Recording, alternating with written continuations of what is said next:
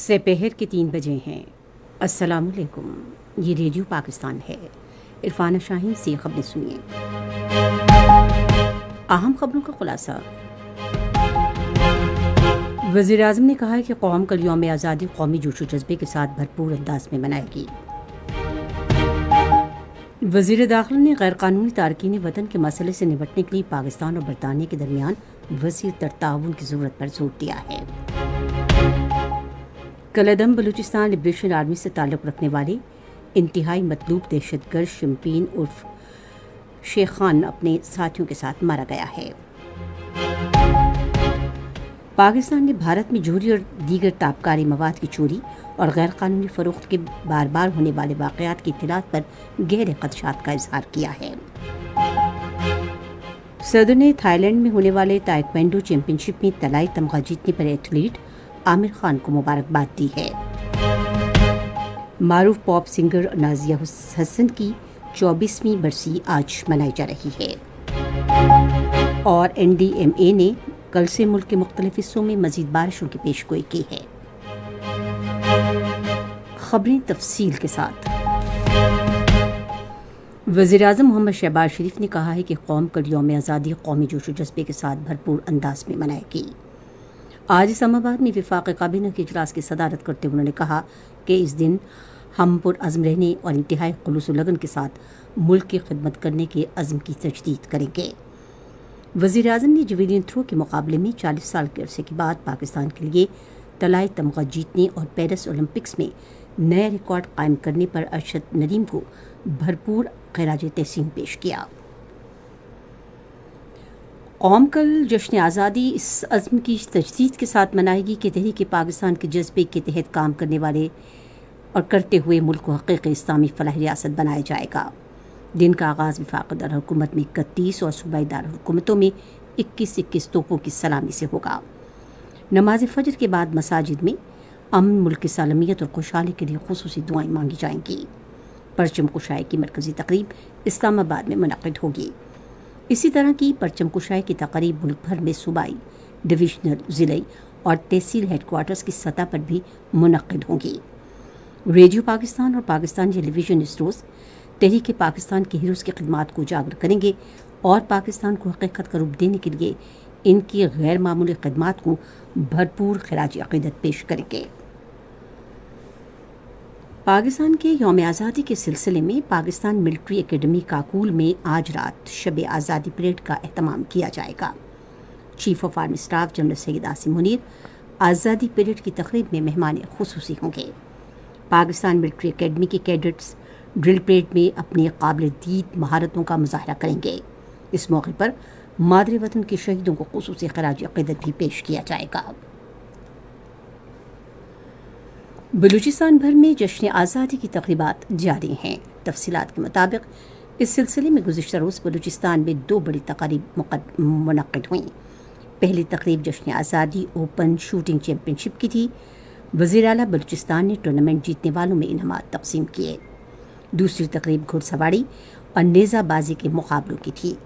اس موقع پر نیزہ بازی کا ایک دلچسپ مقابلہ ہوا جس میں مختلف ٹیموں نے اپنی صلاحیتوں کا مظاہرہ کیا۔ یہ خبریں آپ ریڈیو پاکستان سے سن رہے ہیں۔ برطانیہ نے پاکستان کے ساتھ مختلف شعبوں میں تعاون جاری رکھنے کا عزم دہرایا ہے۔ اس عزم کا اظہار برطانوی وزیر داخلہ وی وٹ نے لندن میں وزیر داخلہ محسن نقوی سے ملاقات میں کیا۔ ملاقات کے دوران محسن نقوی نے ایوٹ کو وزیر داخلہ بننے پر مبارکباد دی اور ان کے لیے نیک خواہشات کا اظہار کیا۔ انہوں نے سرحد کے مؤثر انتظام، پاکستانی پولیس افسران کی برطانیہ میں تربیت اور غیر قانونی تارک وطن کے مسئلے سے نمٹنے کے لیے اقدامات پر بھی تبادلہ خیال کیا۔ اس موقع پر گفتگو کرتے ہوئے وزیر داخلہ محسن نقوی نے کہا کہ پاکستانی پولیس افسران کو تربیت فراہم کرنے پر برطانیہ کے تعاون کو خوش آمدید کہتے ہیں۔ انہوں نے غیر قانونی تارکین وطن کے مسئلے سے نمٹنے کے لیے تعاون کی ضرورت پر بھی زور دیا۔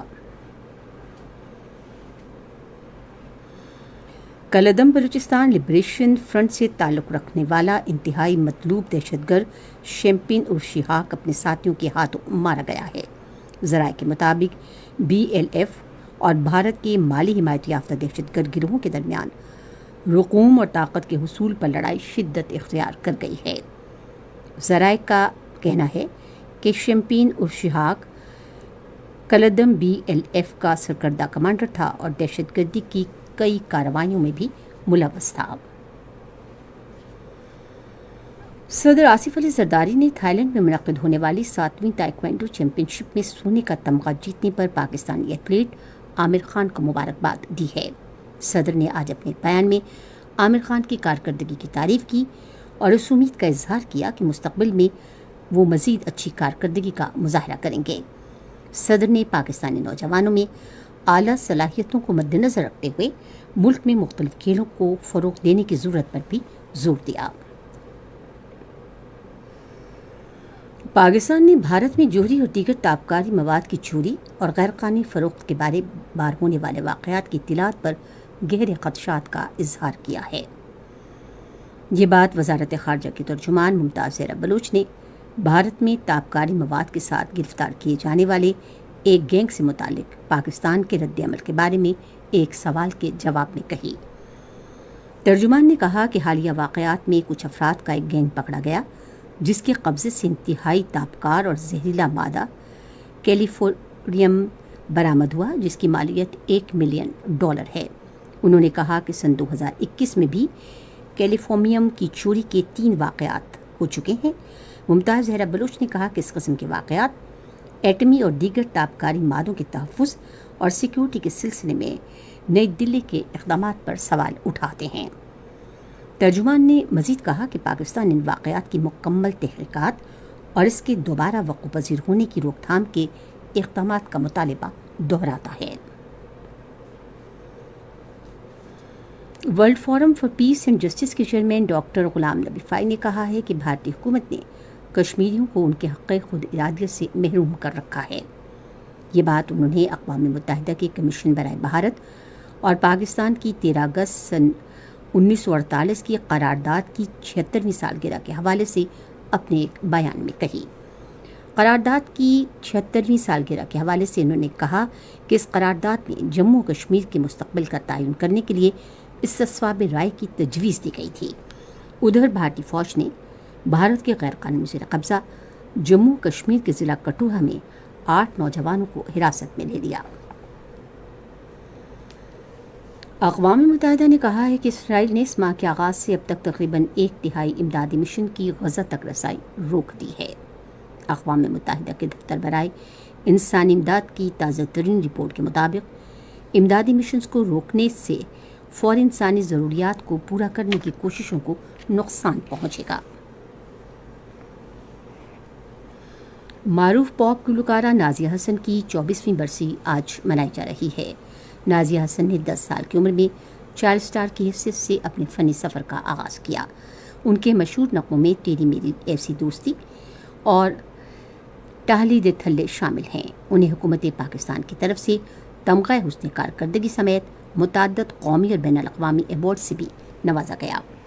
نازیہ حسن سن 2000 میں آج ہی کے روز پھیپھڑوں کے سرطان کے باعث 35 سال کی عمر میں انتقال کر گئی تھیں۔ ریڈیو پاکستان اپنے قومی پروگرام میں آج سے پہر 4:05 پر نازیہ حسن کی برسی کے سلسلے میں ایک فیچر پروگرام نشر کرے گا۔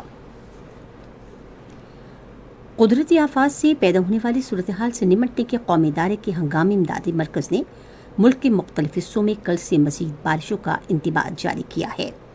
ادارے نے آج ایک بیان میں کہا کہ دریا راوی، چناب اور جہلم سے ملحقہ علاقوں کے ساتھ ساتھ جنوبی بلوچستان اور وسطی اور جنوبی سندھ میں درمیانی اور شدید بارشوں کی توقع ہے۔ ادارے نے تمام متعلقہ اداروں کو مٹی کے تودے گرنے اور سیلاب کے اثرات کم سے کم رکھنے کے لیے تمام ضروری اقدامات کی ہدایت کی ہے۔ محکمہ موسمیات کی پیشگوئی کے مطابق آئندہ 12 گھنٹے کے دوران ملک کے بیشتر حصوں میں موسم زیادہ تر گرم اور مرطوب رہے گا، تاہم شمال مشرقی اور جنوبی بلوچستان، زیر سندھ، جنوبی شمال مشرقی پنجاب، کشمیر، بالائے خیبر پختونخوا اور خطہ پٹوہار میں بعض مقامات پر شام اور رات کے دوران تیز ہوائیں چلنے اور کہیں کہیں گرج چمک کا امکان ہے۔ آج ریکارڈ کیا گیا بعض شہروں کا درجہ حرارت کچھ اس طرح سے رہا کہ اسلام آباد اور Lahore 34 degree centigrade, Karachi اور کوئٹہ 33, پشاور 35, گلگت 38, مری 21, مظفرآباد 36, سری نگر 32, جموں 34 اور لے 26 ڈگری سینٹی گریڈ۔ خاص خبروں کا خلاصہ ایک بار پھر۔ وزیر اعظم نے کہا ہے کہ قوم کل یوم آزادی جوش و جذبے کے ساتھ بھرپور انداز میں منائے گی۔ وزیر داخلہ نے غیر قانونی تارکین وطن کے مسئلے سے نمٹنے کے لیے پاکستان اور برطانیہ کے درمیان وسیع تر تعاون کی ضرورت پر زور دیا ہے۔ اور NDMA نے کل سے ملک کے مختلف حصوں میں مزید بارشوں کی پیشگوئی کی ہے۔ خبریں ختم ہوئیں۔ مزید خبروں اور ترسیم کے لیے ہماری ویب سائٹ ہے radio.gov.pk اور فیس بک کے link radio Pakistan news official پر آپ ہماری ان خبروں کی براہ راست ویڈیو سٹریمنگ بھی ملاحظہ کر سکتے ہیں۔